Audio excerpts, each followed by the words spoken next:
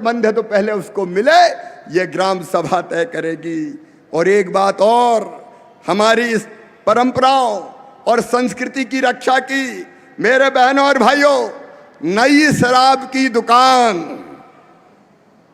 बिना ग्राम सभा की अनुमति के नहीं खुलेगी। बोलो होना चाहिए कि नहीं? इसमें थोड़े धीरे से बोल रहे हैं। अरे होना चाहिए कि नहीं?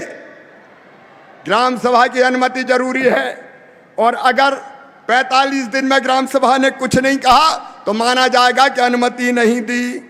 और एक बात और, सब सुनना, भगवान बिरसा ने कहा था नशा नाश की जड़ है, दारू नहीं पीना चाहिए। धीरे धीरे हमको इस बुराई से दूर रहने का प्रयास करना चाहिए। लेकिन कोई शराब की दुकान, कोई भांग की दुकान अस्पताल के पास है, स्कूल के पास है, धार्मिक स्थान के पास है, तो वैसी दुकान को वहां से हटाने की अनुशंसा करने का अधिकार ग्राम सभा को होगा। इस पे ताली कम बज रही है भाई।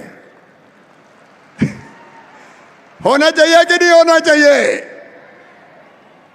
अब इसके साथ अगर ग्राम सभा चाहे तो किसी त्योहार के दिन क्या शराब नहीं बिकेगी, ड्राई डे होगा तो कलेक्टर को खबर कर सकेंगे। ये भी ग्राम सभा करेगी कि भैया सार्वजनिक स्थान पर अगर कोई शराब का उपयोग करेगा तो पिएगा मतलब, तो ग्राम सभा उस पर प्रतिबंध लगा सकती है। बोलो लगाना चाहिए कि नहीं? जोर से लगाना चाहिए कि नहीं?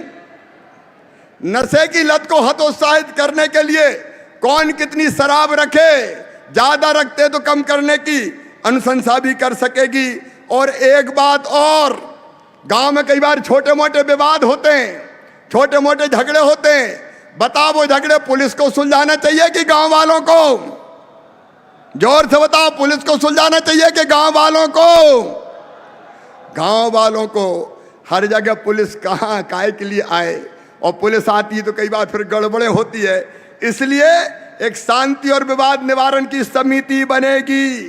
छोटे मोटे विवादों का निवारण गांव में ही हो जाएगा, पुलिस में रिपोर्ट नहीं होगी। हम शांति और प्रेम से रहेंगे, हमारे बुजुर्ग फैसला कर देंगे और विवाद निपटा दिए जाएंगे।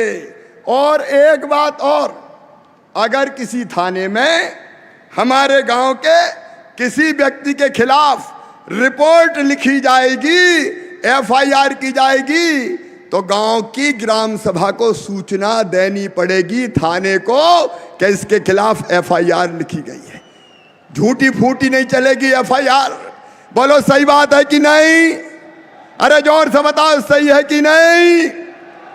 अब ये नहीं चलेगा कि मनमानी लिख ली और बाद में पता चला कि उनने कोई गलती नहीं की थी। और इसके साथ मेरे बहनों और भाइयों, मेले का और बाजार का प्रबंध भी ग्राम सभा करेगी।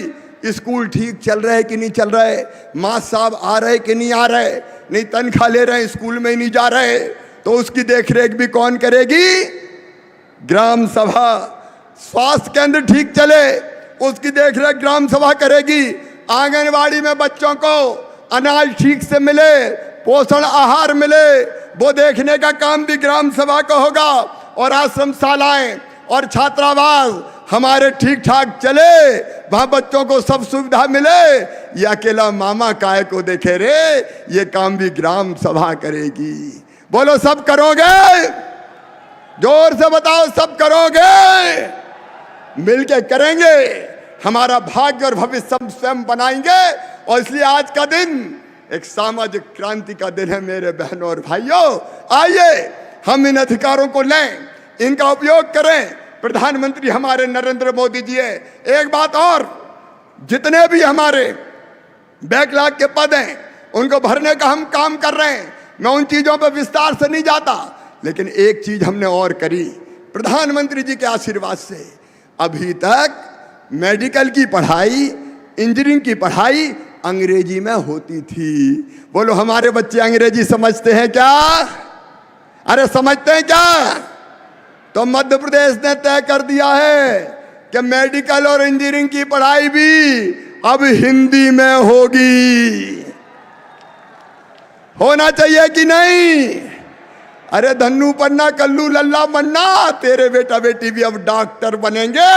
ये नया जमाना आया है भारतीय जनता पार्टी की सरकार में, मोदी जी के नेतृत्व में। अभी राष्ट्रपति मैडम ऐसे डॉक्टरों से मिलकर आई है नीट की परीक्षा देके जो बनने वाले हैं। हमारे बच्चे भी डॉक्टर बनेंगे, इंजीनियर बनेंगे।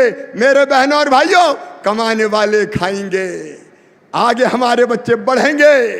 मैं आप सबको इस ऐतिहासिक दिन की बहुत बधाइयां देता हूं। सरकार पेशा कोऑर्डिनेटर बना के लगातार प्रचार करेगी और यात्राएं निकलेंगी। अभी 5-5 यात्राएं 20 तारीख से निकल रहे हैं। अध्यक्ष जी और बाकी बैठे, गांव गांव जाओ, अलग जगाओ, जागरण का मंत्र फूको, सबको समझाओ कि पेशा में क्या क्या अधिकार मिल गए हैं और उन अधिकारों का उपयोग करके अपना और अपने बच्चों का भविष्य बनाओ। मेरे बहनों और भाइयों, अपना और अपने बच्चों का भविष्य बनाओ। कांग्रेस बरसों तक कहती रही उनने अधिकार नहीं दिए। भारतीय जनता पार्टी की सरकार ने ये अधिकार दिए हैं और इनको अब नीचे तक हम ले जाएंगे। और फिर मैं कह रहा हूं, सामाजिक समरसता के साथ पेशा, सामान्य वर्गों, पिछड़ा वर्गों, किसी को डरने की जरूरत नहीं है। ये किसी के खिलाफ नहीं है, ये जनजाति को मजबूत करने के लिए है। और गांव में जितनी जातियां रहती है, ग्राम सभा में सब सम्मिलित रहेंगे। आइए मेरे साथ आप संकल्प लीजिए कि पेशा को, नियमों को लागू करने के लिए हम खुद भी जागरूक रहेंगे और सबको जागरूक करने का काम करेंगे। ये अधिकार लेंगे और आगे बढ़ेंगे। बोलिए, संकल्प के लिए सब तैयार हैं? तो मेरे साथ दोनों हाथ ऊपर उठा के, दोनों मुट्ठी बांध के, भारत माता की और भगवान बिरसा की जय बोल के हम संकल्प लेंगे। बोलिए, भारत माता की, बिरसा भगवान की, राजा रघुनाथ साह शंकर शाह की, रानी दुर्गावती की, टंटा मामा की, भीमा नायक की, रानी कमलापति की और सभी बहनों भाइयों की। 20 तारीख से यात्राएं शुरू होगी। 4 तारीख को टंटा मामा के बलिदान दिवस पर पाताल पानी में समाप्त होगी और इंदौर में फिर मिलेंगे। एक बार फिर तालियां बजाकर राष्ट्रपति जी का स्वागत कीजिए, अभिनंदन कीजिए। बहुत बहुत धन्यवाद, प्रणाम, नमस्कार। बहुत बहुत धन्यवाद माननीय मुख्यमंत्री श्री शिवराज सिंह चौहान जी। अब बहुत आदर के साथ आमंत्रित हैं माननीय राज्यपाल श्री मंगूभाई पटेल जी।